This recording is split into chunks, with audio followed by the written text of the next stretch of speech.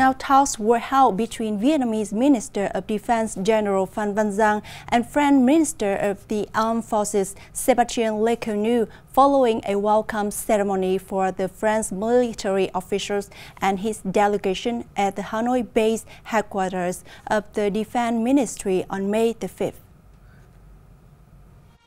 The French delegation is on a Vietnam visit to attend a grand ceremony marking the 70th anniversary of the Dien Bien Phu victory over French colonialism, set to take place on May the 7th in Dien Bien province. At the talk, Minister of Defense Phan Van Giang highlighted the significance of Minister Sébastien Lecornu's visit as a contribution to further enhancing bilateral defense cooperation, and it demonstrated the spirit of closing the past, looking forward to a bright future for the development of cooperation between the two countries. According to Minister Giang, the Vietnam-France strategic partnership has been developing unceasingly, both in depth and scope, diversifying across multiple fields, including defense cooperation.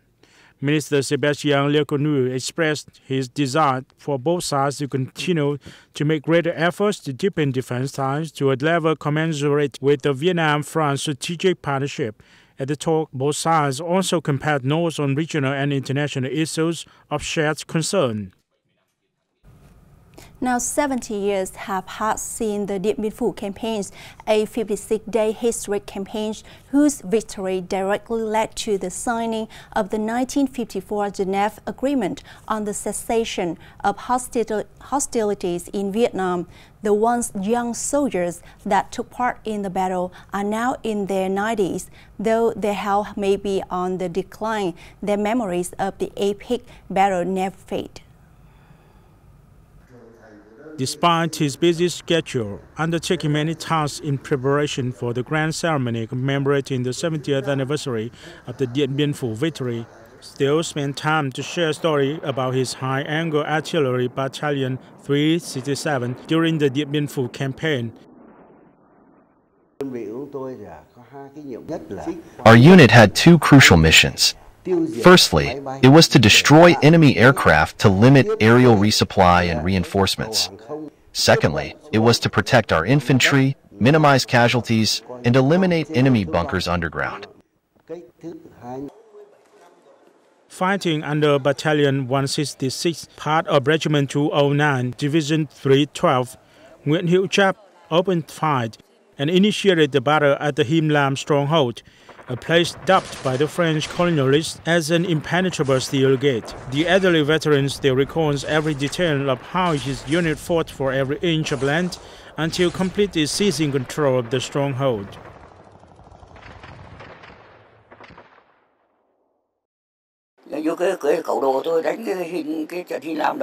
I can still recall the first battle at Him Lam. My squad consisted of 12 comrades, and we lost 5. The emotions are still fresh. When I see the panoramic picture of the Dien Bien Phu campaign here, I miss my brothers in arms. They sacrificed their lives for our present-day fatherland. After 56 days and nights of intense combat, the decisive battle at Hue A1 took place on the night of May the 6th, as Vietnamese troops broke through the final stronghold of the French in Dien Bien Phu. The moment when the Vietnamese flag flew over the enemy's command bunker was a historic moment for many veterans. As we were moving to attack the bunker of Colonel de Castries, other comrades captured him alive. We were so thrilled and chanted, "We've won, we've completely won." Then the French soldiers waved white flags one after another to surrender. The Dien Bien Phu campaign was victorious. These soldiers never forget how they and their comrades sacrificed their youth to defend the motherland and contributed to a victory that echoed across continents and shook the world.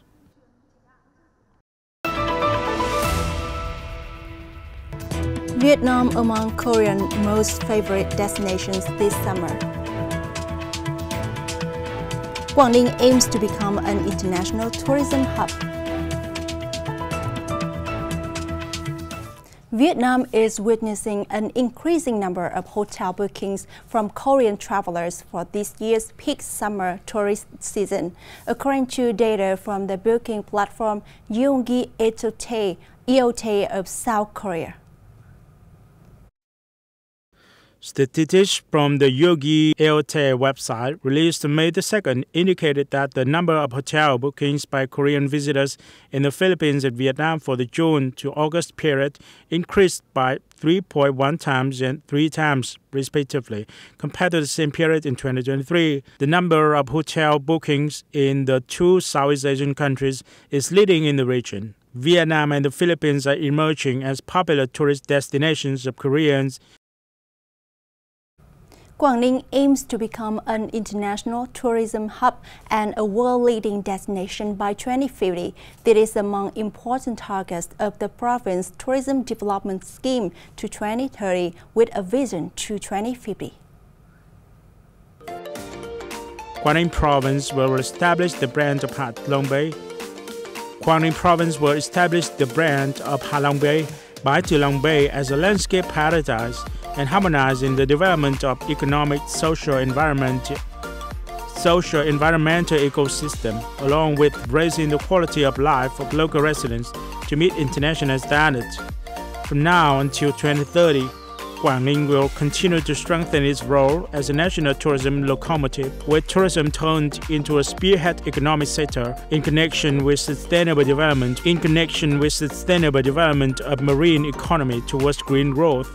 The province will strive to attract tourists all year round and become a destination not to be missed in Vietnam. This year, Quảng Ninh is expected to welcome 17 million visitors, including 3 million foreigners.